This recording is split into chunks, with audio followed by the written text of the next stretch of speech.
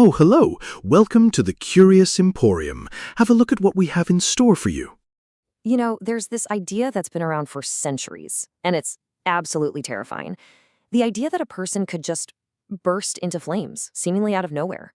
It's called spontaneous human combustion, or SHC. And the stories, well, they're as grisly as they are just plain weird. So let's get right into it. All right, just look at this picture. These are the remains of a woman named Jeanette Kazmierczak. Her body, or at least her torso, was completely incinerated. We're talking reduced to a pile of ash. But here's the crazy part. Look closer. The lamp right next to her? Totally fine. The wall behind her? Just a little bit of soot. This image right here is the perfect example of the whole mystery. So yeah, that's the big question, isn't it? How can a human body burn hotter than a crematorium, but the fire just stops? It doesn't even singe the rest of the room. It's a question that has baffled pretty much everyone for centuries. So to really get what's going on here, we've got to look at some of the most famous cases. Right. Section 1. An impossible fire. And we're going to start with maybe the most famous case of all, the one they call the Cinder Woman mystery. It's one of the most bizarre and well-documented stories you'll ever hear. So picture this. It's St. Petersburg, Florida, July 2nd, 1951. A landlady is going to deliver a telegram to her tenant, a woman named Mary Reeser. She gets to the apartment door, reaches for the knob, and it's incredibly hot, like so hot it practically burns her hand. Naturally, she freaks out a little and calls over a couple of painters from across the street for help. And what they found when they got inside, it's just unbelievable. There's this small, scorched circle on the floor where her armchair used to be, and in that circle, a pile of greasy ash, the metal springs from the chair, a single foot still in its slipper, and, get this, a skull that was supposedly shrunken down to the size of a teacup. The rest of the apartment, though, almost completely untouched. I mean, even the top experts were just completely stumped. Professor Wilton Krogman, who was a physical anthropologist for the FBI, looked at this case, and he said, quote, "This case still haunts me.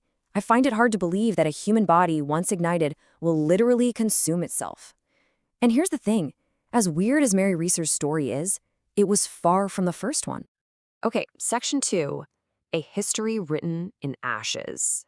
Yeah, this whole idea of people just catching on fire goes way, way back. We're talking centuries of stories, books, and even official reports. It's actually kind of incredible how long this idea has been around. The first recorded case might have been a knight back in the 14th century who supposedly burst into flames after drinking some strong wine. Then, in 1746, it gets its official name, Spontaneous Human Combustion. A century later, Charles Dickens puts it in his famous novel Bleak House, scaring the heck out of everybody. And get this, as recently as 2010, a coroner in Ireland officially ruled that a man died from spontaneous human combustion. 2010! So this isn't just some old folktale, it's a mystery that just refuses to go away. And as you look at all these cases across the centuries, you start to see this really weird, really consistent pattern. First, the victim's torso is almost always completely burned to ash, but their hands and feet often totally fine. Second, the fire itself does very little damage to anything else in the room. Then there's this greasy, sooty stuff left behind on the walls and ceiling. And finally, the victims themselves. They're almost always elderly, not in great health, and often living by themselves. All right, section 3, the human candle theory. So for the longest time, all those weirdly specific details just made the whole thing seem more mysterious. But for scientists, those details were actually the first big clues. So let's start investigating. How does a person turn into a pile of ash? Okay, so here's the biggest problem with the whole idea of spontaneous human combustion. Our bodies are mostly water, right? Like 60 to 70%. We're just not that flammable. To turn a human body into ash, you need incredibly high temperatures for a long time. We're talking crematorium levels of heat. And yet, in these cases, that intense heat just seems to pop up out of nowhere and stay in one tiny little spot. How? Well, the leading scientific explanation is something called the wick effect. And honestly, the idea is pretty brilliant in its simplicity. It suggests that a human body, in just the right or, I guess, wrong circumstances, can basically act like a candle burning from the inside out. So think about how a normal candle works. You have a cotton wick, and the fuel is the wax. The flame melts the wax, the wick soaks it up, and that's what keeps the fire going. The wick effect is basically the same thing, but with a human body. The wick is the person's clothing or hair, and the fuel, well, that's melted body fat. Once the fire starts, it melts the fat under the skin, which then soaks into the clothing, and boom, you've got a slow, contained fire that just keeps on burning.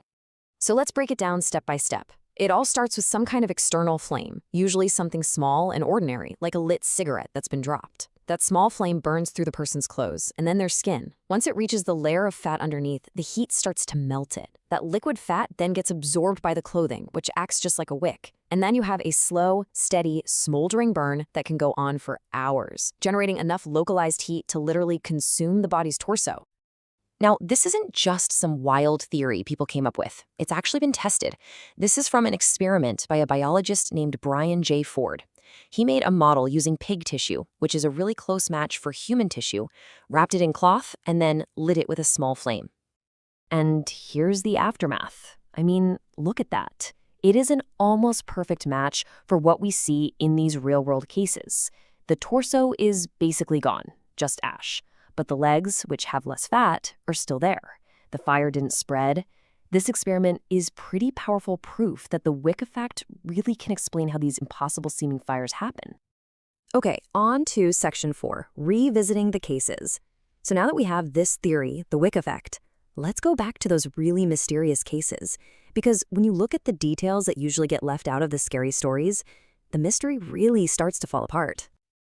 Okay, remember this case. Dr. John Irving Bentley. The spooky version of the story is that a 92-year-old doctor was just found as a pile of ash next to his walker. But here's the rest of the story.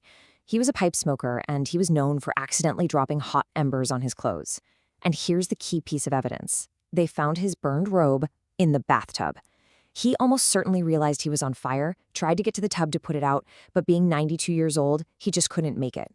It's not paranormal, it's just incredibly tragic.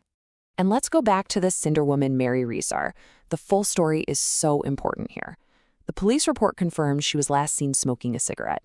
She was wearing a nightgown made of rayon, which is super flammable, and she'd taken 4 powerful sleeping pills. That is a recipe for disaster. The official police conclusion? She fell asleep while smoking, dropped the cigarette onto her nightgown, and the wick effect took over. Oh, and that infamous shrunken skull? Experts now are pretty sure that was just a mistake. What the first responders saw was probably her neck muscles, which had tightened and fused from the intense heat. And once you start digging into these cases, the pattern is just undeniable.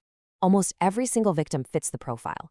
They were elderly, had mobility issues, were often on medication or had been drinking, and, this is the most important part, they were always found near a plausible source of a flame, like a fireplace, a candle, or a cigarette.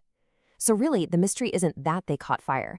The real question is how all the circumstances lined up just right for a small flame to become so incredibly destructive.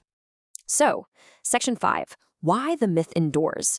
If we have a perfectly good scientific explanation, why are we still so fascinated by spontaneous human combustion? Why does the myth stick around?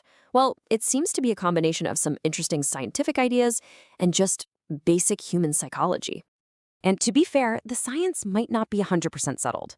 Brian J. Ford, the same biologist who did that experiment with the pig, has another interesting idea. He calls it the acetone hypothesis. Basically, he suggests that some medical conditions, or even being on a very low-carb diet, can put your body into a state called ketosis. When that happens, your body produces acetone. And acetone, it's highly flammable.